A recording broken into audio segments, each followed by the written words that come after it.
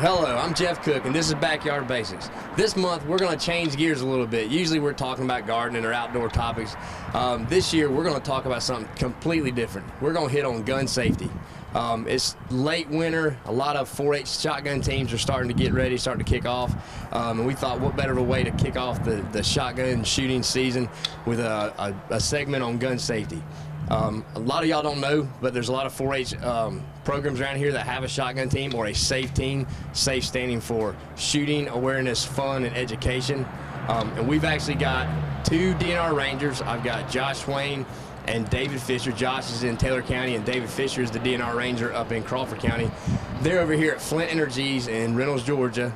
And they came over here to help us, demonstrate some gun safety tips. And we've actually got 2 Peach County 4-Hers who are on their SAFE team. We got Mr. Zach and Kevin. They're going to help out volunteering and show you a little bit about gun safety. Kevin and Zach are both great shooters, but they also know that there comes great responsibility with shooting shotguns and being on a shotgun team. So let's run on here inside the auditorium and see what Mr. Josh and David have to say about gun safety.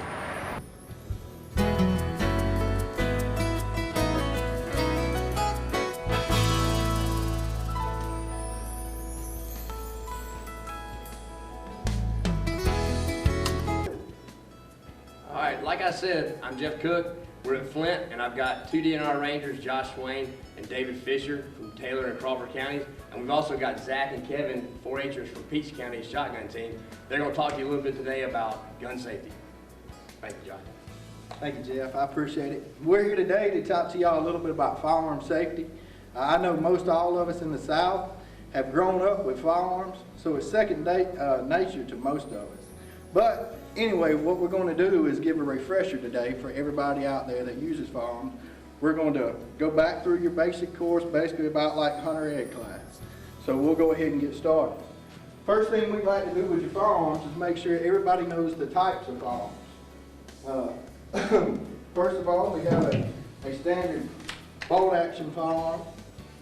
Y'all like that? Next, we have a pump action firearm.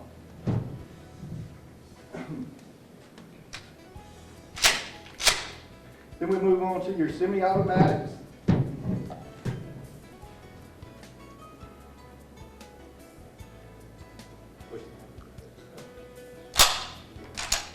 Then your breaker hinges, which is just your standard over and under double barrels. And then your lever actions. Next, I'd like to talk to you about some of the different safety mechanisms on the firearms. On many firearms, they are different. Some are located along the trigger area, as here. Some are located on top of the firearm. These are very, very important to know where they're located and become familiar with them. You need to keep your safety on at all times until you are ready to shoot. Next, I'd like to talk to y'all about your correct ammunition and how to come about that. The easiest way is, if one of y'all will pick up a shotgun and show them, is any firearm that you purchase, you can clearly look on the side of the barrel, and it is clearly written there, the type of ammo that it holds, the size of ammunition that it holds, and you can very easily match that with what you buy in the store. Can you read it on the side of it?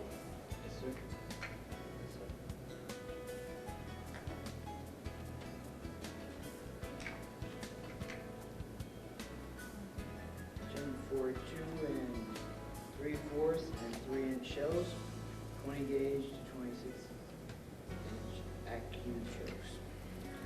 By doing that, it will make it very easy for you to be able to match whatever firearm you are shooting to the correct ammunition that you need to purchase when you're in the store.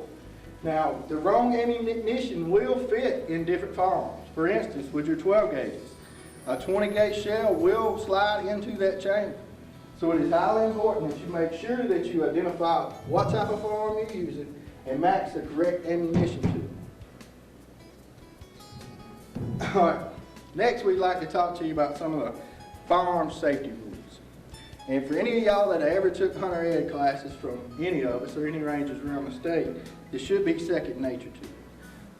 The main one first and primary gun safety rule is you always treat every firearm as if it was loaded. If someone was to come up and hand you a firearm, regardless whether you think it's unloaded or know it's unloaded, you need to go ahead and make sure and clear it. When you're clearing your firearm, make sure you hold your muzzle in a safe direction. By doing this, you can assure that you will not have any accidental discharges when you're handling or when you're cleaning your firearm. Always make sure they're unloaded. Also, especially with your semi-automatics, it's easy when you are unloading your firearm for a shell to become hung in there and remain in the chamber.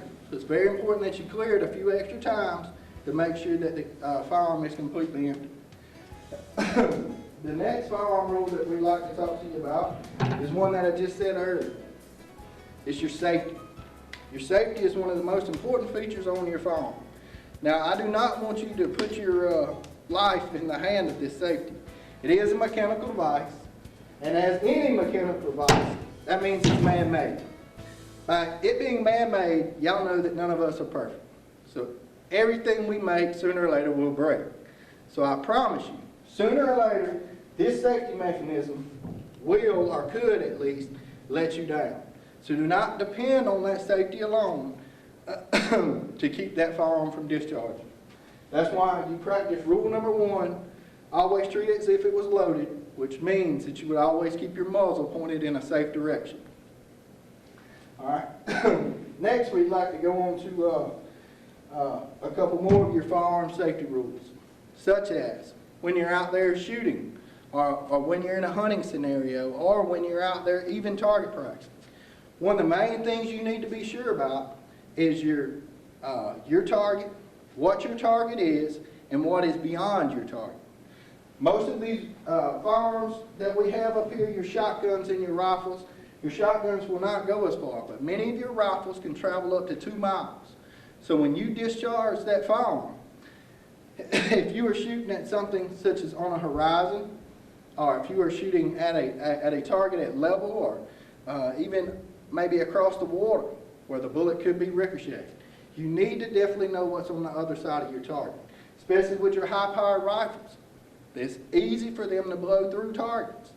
And also, when you're hunting, how many of y'all have ever had a rifle round continue through the deer? A lot of times, the animal itself does not stop the rifle round. And what you need to realize is once you discharge that firearm or that rifle round, you own it. It's yours. There is no taking it back. There's no magic button that you can push to say, oh, I need that bullet back. Wherever it's fired at, it's where it's going to go. So if Grandma's house is on the other side of that hill that you just shot over the top of, and it goes through Grandma's house and happens to hit her or somebody in there, then that's you. It's on you. There is no calling it back or bringing it back. So keep that in mind when you're out there with firearms. Next, I'd like to talk to y'all about some more of the firearm safety rules. One of the big concerns we have nowadays is with firearms in your home. Most all of us have firearms at the house.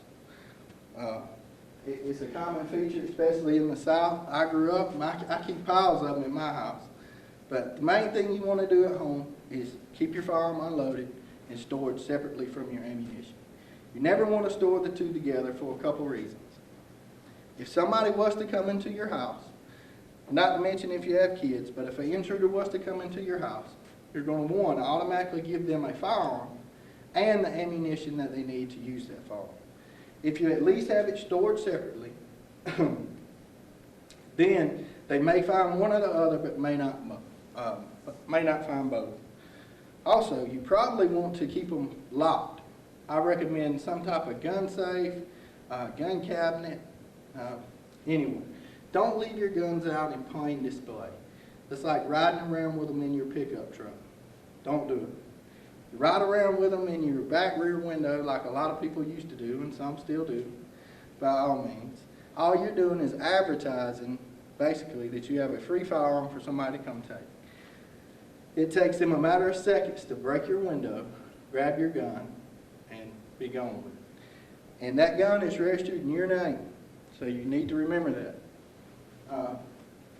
Some other things we'd like to talk with you about. I'd like to talk with you today about some of your proper shooting techniques or carrying techniques when you deal with your firearm.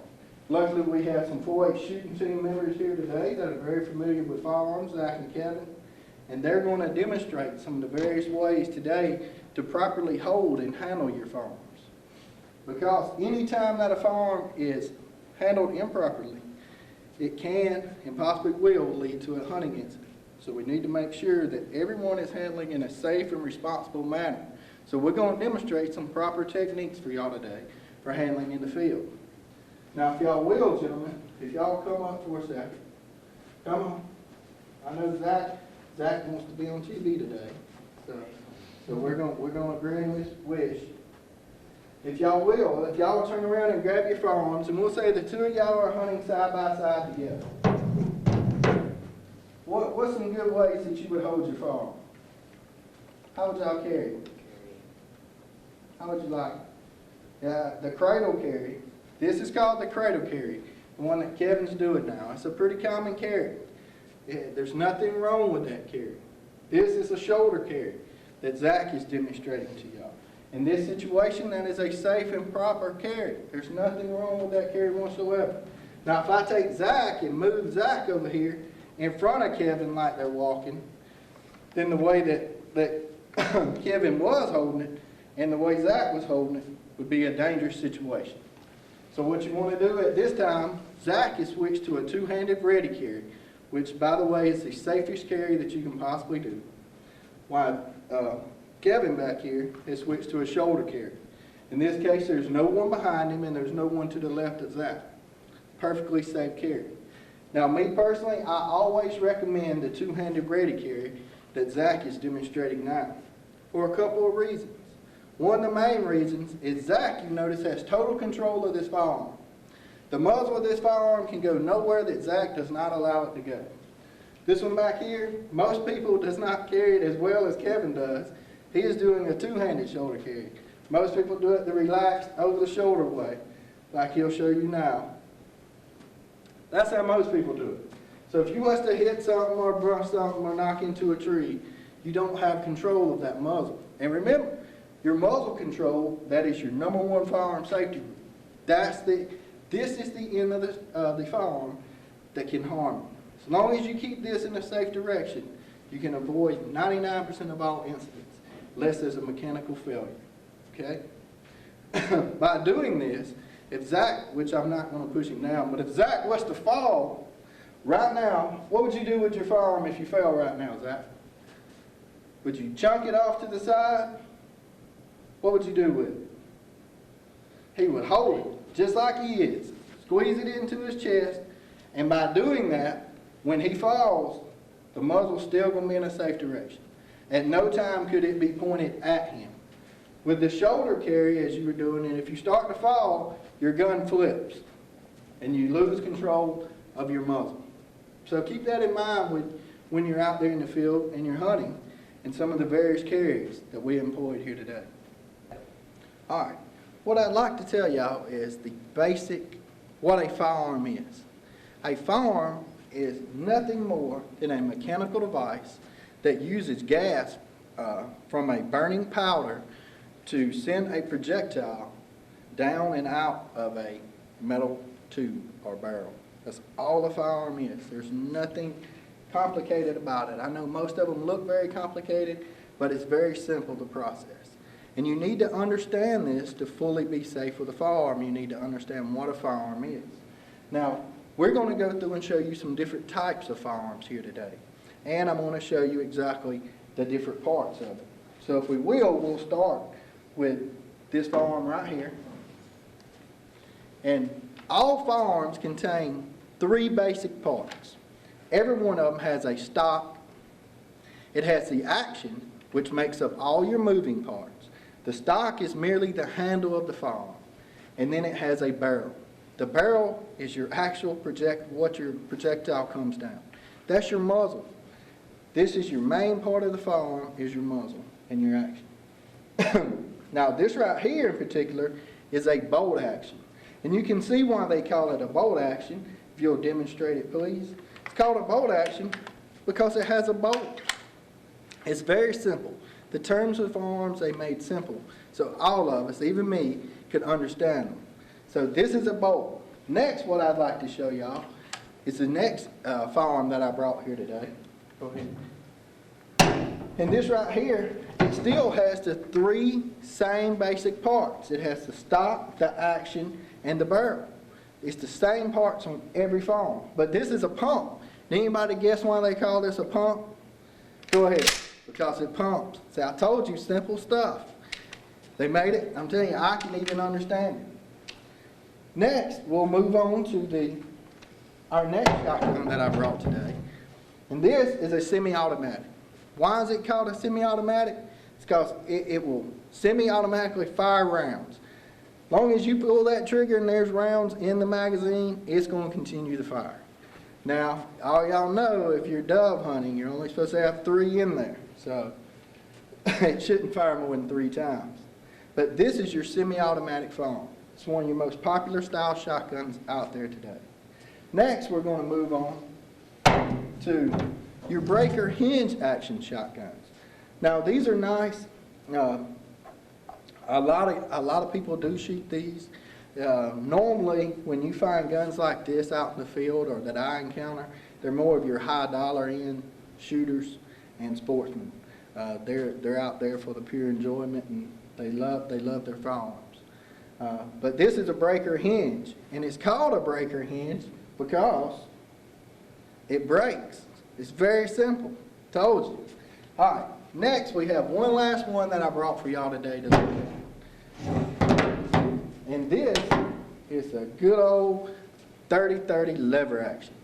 The starter rifle for most all kids out there today. This right here is a lever action. Still the same 3 basic parts, but guess why it's called a lever action? Because it has a lever. I told you it was simple stuff. Now that is the parts of a firearm and the different types of firearms that we have here today to show y'all. So at this time, we're going to move on and talk to y'all about some of the safety aspects of how to handle firearms and some of the firearm safety rules. Alrighty, y'all. I'd like to talk to y'all a little bit about some of the hunting incidents that I see out there. Now, no, I'm not going to go into details and tell y'all some of the stuff that I've seen. But I would like to talk to y'all about the 4 main causes of hunting incidents and shooting accidents that we see throughout the state. One of the most common ones that we run into is the hunter judgment mistakes. Now, what would be a hunter judgment mistake? What do y'all think it would be? Well, many times we get people that get overly excited. I don't know, have you ever got overly excited when you see a deer? Oh, yeah, see, he gets it too. It's buck fever. Everyone gets it. Okay? Well, they'll see something in the bushes or they'll think it's a deer, but it's not a deer. They can't make it out. So the hunter judgment mistake there is they're not properly identifying their target. By not properly identifying your target, we have people throughout Georgia get shot every year by hunters not properly identifying the target. So make sure that you do that. Also, we have them use bad judgment. Now, you know you don't want to take bad shots. You want to make ethical, clean kills and make sure you identify your targets. Next, I'd like to have you talk about, I'm going to talk to you about some safety rule violations. What would be safety rule violations? What do you think? What are safety rules? Well, we all know that some of the main ones is treat every firearm as if it were loaded. We know to always keep our safety on until we're ready to fire our weapon. We also know that we never want to load our gun until we get into the stand or we get into the hunting situation. You don't want to be walking with a loaded firearm. You also always want to have muzzle control at all times. The most dangerous part of this firearm, besides the person holding it, is the muzzle. Now, I've never in my life known any firearm that can hurt anybody all by itself. Okay? It takes some sort of error or judgment on a human's part for a hunting incident to occur. So If something happens out there and there is a hunting incident, then more than likely it's an error that you or someone else made that was hunting with you. Some of the other safety rule things, violations. You never want to point your firearm at anything that you do not intend to harvest or to take, to kill. You never want to play around with them by any means. Firearms can be very dangerous. So you always want to treat them with the utmost respect. We also want to talk to you about the lack of control and practice. Practice is one of the main things you need to do.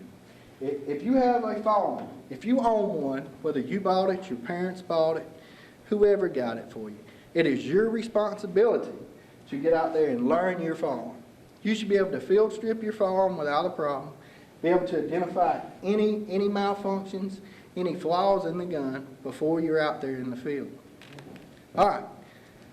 Another thing that you want to do out there is make sure you practice with your firearm. If you don't know the limitations and the range of your firearm, then who will? It's your gun to know. It's your firearm. So you want to get out there and practice and practice and practice. If you're not comfortable taking, or if you're not used to taking shots at 300, 400, 500 yards when you're out there in a hunting situation, do not do it.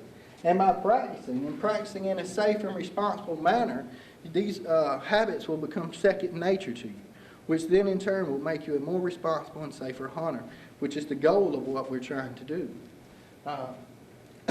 Next, we'd like to talk to you about the unlikely, but it can happen, mechanical failures.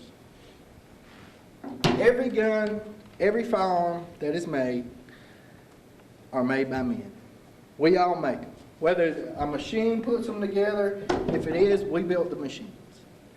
We built the firearms.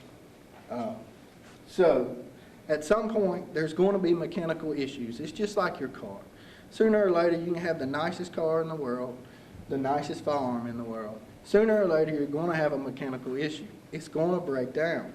A firearm's the same way. If you don't have proper care of your firearm, it's going to let you down sooner or later. And there's some very bad mechanical failures that can occur. One of the most common mechanical failures that happens, and this is as much hunter mechanical as this is firearm mechanical, is when something gets obstructed in the barrel. Now, is that truly the firearm's fault? No. It's the hunter's fault. But it does occur. Whenever your barrel is obstructed and you have all this pressure from your projectile trying to force itself out of this barrel, it has to go somewhere. And it's going to usually go through the weakest point. And normally, from what I've seen out in the field, it's usually the side of the barrel. Now, what's wrong with it coming out of the side of the barrel? Can y'all all see where Kevin's hand's located right now? If it comes out the side of the barrel right there, Kevin may be short a few fingers. So, you always want to make sure your firearm is clear and free of all barrel obstructions. Also, with your mechanical failures, you want to look for shell hangs. Make sure your shells don't hang in there. From time to time, they will. You may have bad shells, such as you may have a dud or what you thought was a bad round that you fired, and when you pulled the firing pin or the trigger, the firing pin struck, but the shell did not fire. That will happen from time to time. Nobody's perfect. No company is perfect in making them. So it's going to happen. But at this point, what you need to do is keep your muzzle in a safe direction. Give it a good 10, 20, 30 seconds. Give it some time. You want to make sure that that round, for some reason, didn't get wet, or the powder didn't, and the powder is actually slow burning. The round may still discharge. So keep your muzzle in a safe direction. If not, if it doesn't go off in 20, 30 seconds, subject the round and try to dispose of that round in a safe manner. You don't want to obviously leave it laid right there by your foot, okay? You want to dispose of it. That's it for most of the mechanical failures for a firearm. Besides, anything could happen, but most of the time with firearms, it's going to be our fault. Just from lack of care, lack of maintenance, which brings me to another topic on cleaning firearms. One of the most important things you can do with your firearm for your firearm to be safe is it must be properly maintained. For your firearm to be properly maintained, it is your responsibility to know how to strip your firearm down and do a thorough cleaning of it. A dirty firearm is nothing but an accident waiting to happen. Either it's going to accidentally not go off when you want it to. You may be sitting there with the buck of a lifetime and go to fire and your gun's so dirty that it doesn't go off. Or you could, in some instances, may have an accidental discharge. If your trigger springs could build up a lot and perhaps your spring in there goes bad, anything can happen with a firearm. So you want to make sure that you field strip these according to the owner's manual. So when you purchase your firearm, make sure that you read through your owner's manual so that you have a full understanding of your firearm. It's your responsibility. These are things you should know. If you're going to be responsible enough to own a firearm, you need to be responsible enough to understand the firearm that you own. Okay? All right. Before I get out of here today and let y'all be, I have two last topics I'd like to discuss with y'all. One of them is all of us have had firearms, grew up around firearms, and there's one common danger that we face, and it's a common danger in any line of work, and it rolls over into your hunting and recreational and firearm safety. It's called complacency. Many of us that have handled firearms all our life, it becomes what we believe is second nature. So we lack in a lot of our safety handling and how responsible we are with a firearm. That's why we have our next younger generation that we want to continue to grow up into hunting. So hopefully these fellas, the younger generation, will help some of us old timers that do become complacent out there in the field. But be aware of that safety and firearm handling and the responsible hunter. It's not just for our young hunters that we're trying to reach. It's for all of them out there. Our older hunters, our mature ones, all of them. Matter of fact, most of the hunting incidents that I have worked in my 10 years with D.N.R.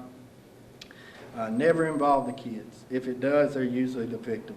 Most of the time, it's the adults that have the lapse in safety handling. Last but not least, I want to talk to y'all about the mixing of firearms with alcohol or drugs. Now, I know it's a common practice that many of y'all go out there onto your dove fields or wherever and you have some beers and you handle the firearm. But I'm advising against it. It is a bad safety violation to do that.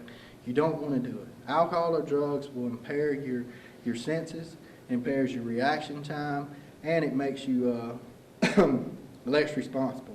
It's going to do away with your inhibitions, and you may do some actions or handle a firearm in a way that you normally wouldn't without the alcohol or drugs. So while you're out there, I beg of y'all, avoid it.